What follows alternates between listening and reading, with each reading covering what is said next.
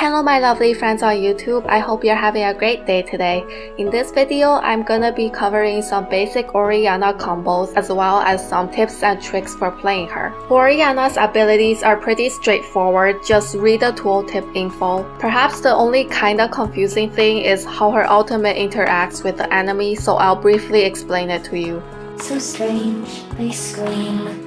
If two enemies are pretty close to the ball like this, then they will switch places, but if the enemies are not so close to the ball, then they will end up at where the ball is. So by the same logic, if the enemies are where the ball is, then they are pretty close to the ball, so they will be moved to the edge of the ultimate. Of course, when you're near a wall or something, this interaction changes, but this is basically all you need to know about her ultimate. So now that we went over how her ultimate works, let's get started with the actual guide. When you fall, you get right back up. For the laning phase, you can use attack Q, W because your auto attacks and your Q can go out at the same time. Sometimes you can't get into the attack range, so you can just Q, W in that case. But keep in mind that if you're going to do something like Q, W and then E, aim your Q behind the enemy to make sure that the ball will pass through the enemy again for that extra damage. Once you get your ultimate, you can Q and then out. It's generally a bad idea to aim your Q at exactly where the enemy is for this combo, because if you want to follow it up with a W for example, then you are out of luck because when you QR, it can sometimes fling the enemy away from the ball, so the enemy will not be in your W's AoE range, causing you to miss your W ability.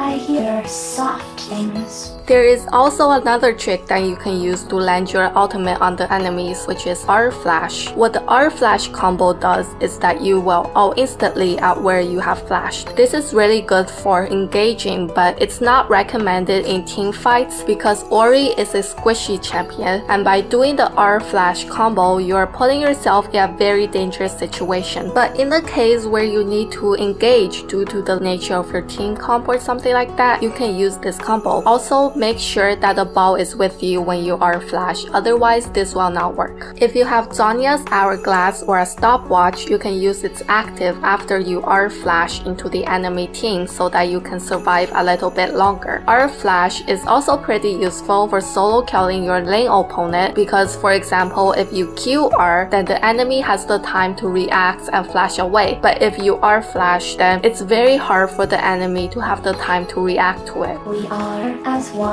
The last trick that I want to show you for this video is that you can hide Ori's ball in walls or turrets. The reason why we want to do this is because if you put your ball where the enemy can clearly see it, then they might try to walk around it or walk back and forth to bait your ultimate. Also, it can often reduce the travel time of the ball so that you can do your combo faster. So if you're defending a turret or if you're in the jungle or something like that, you can try hiding your ball to make your ultimate less telegraphed and obvious. They come apart so easily. How do you put them back together again? And that's all for this video. Thank you so much for watching. Please like, comment and subscribe, and I'll see you in future videos. Bye bye!